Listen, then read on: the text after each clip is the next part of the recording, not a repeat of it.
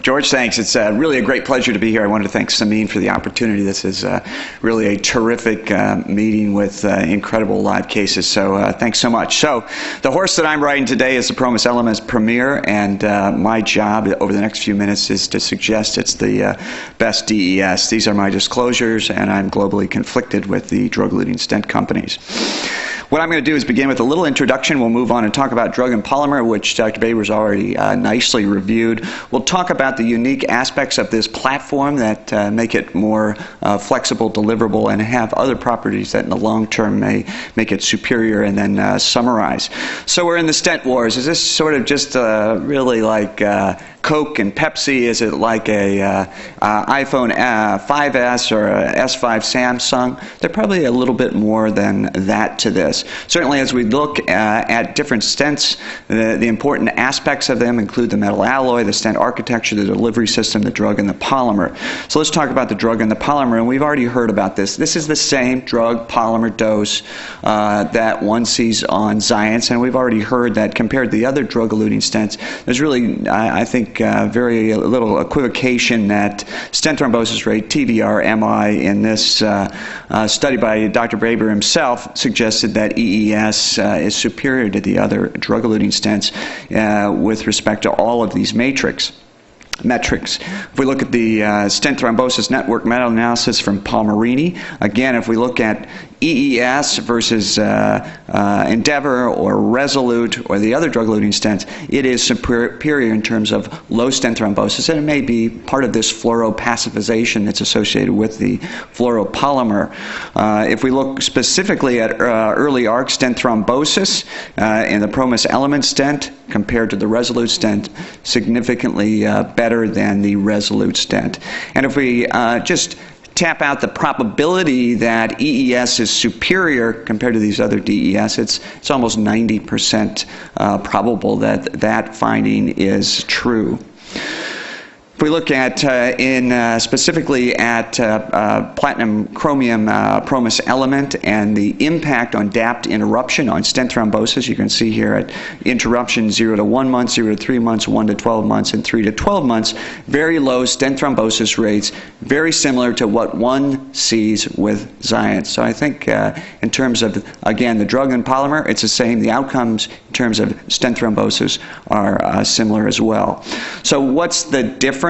Why is Element potentially better? And that's really the stent architecture and the way this stent is designed. If we look at data from the Platinum Workhorse 4-year analysis that's been presented, about 1,500 patients randomized to either Xience or Promus Element, you can see at the 4-year endpoint, really these outcomes are not statistically significant.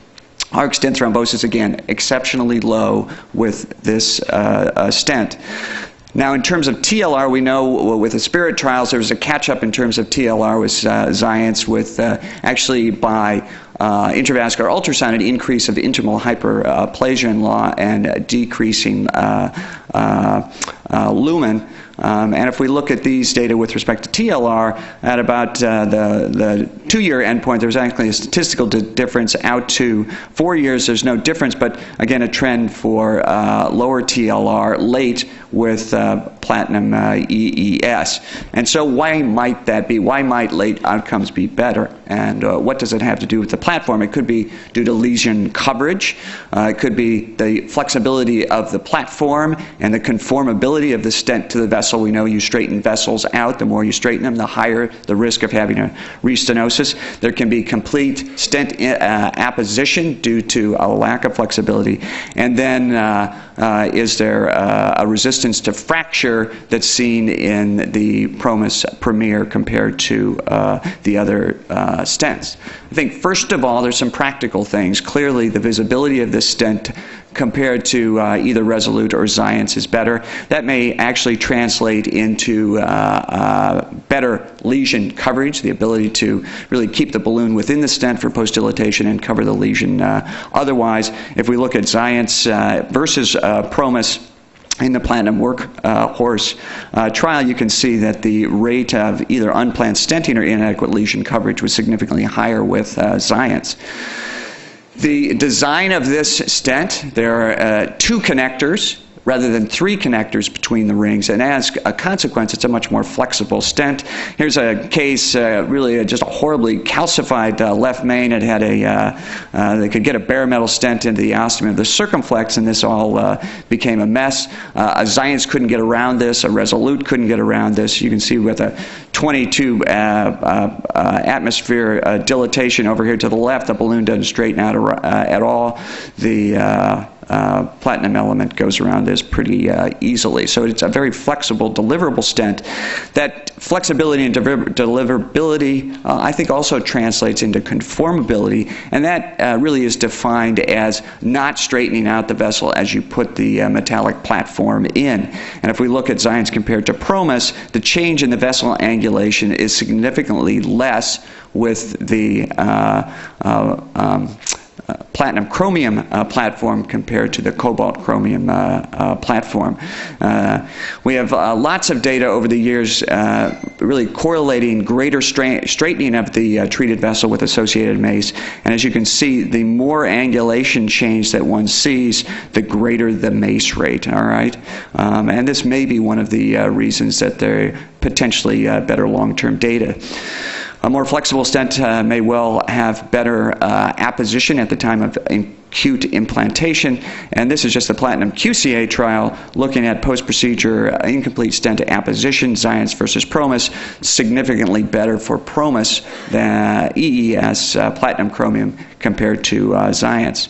Now, one of the issues is this accordion effect, or the axial distortion of the platinum chromium, because it only does have 2 linkers for the original platinum chromium platform. And what would happen about 95% of the time, the balloon that comes back in for a post-dilatation, the IVUS catheter, or even a guiding catheter, disrupts the front end of the stent and can cause it to longitudinally compress. This has actually been reported in all stents. It's not simply the Element platform.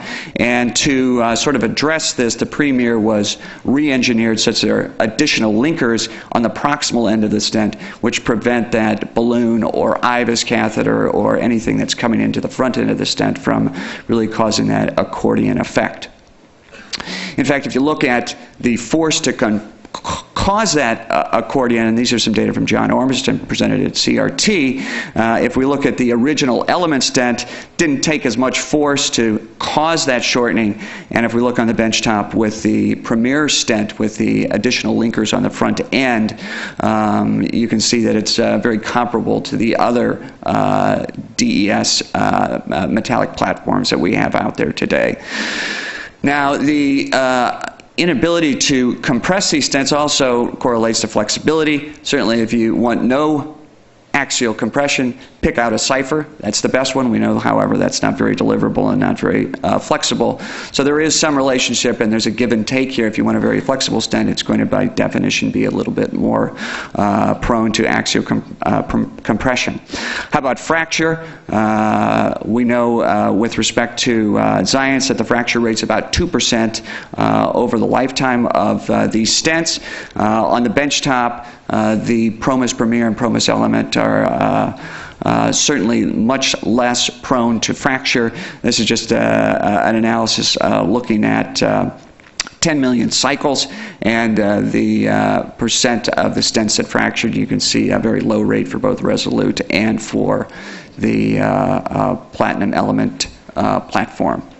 So I think to summarize, recent meta-analysis have suggested that the Everloose drug and the PVDF polymer are the safest.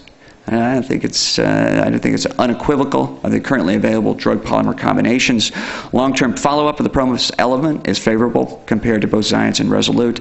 And stent design does matter. Platform's flexible and conformable. It impacts stent apposition, vessel angulation, and as a consequence may affect long-term TLR. The visibility of the platform is significantly better, and because of its design, I think its deliverability is superior as well. Thanks for your attention.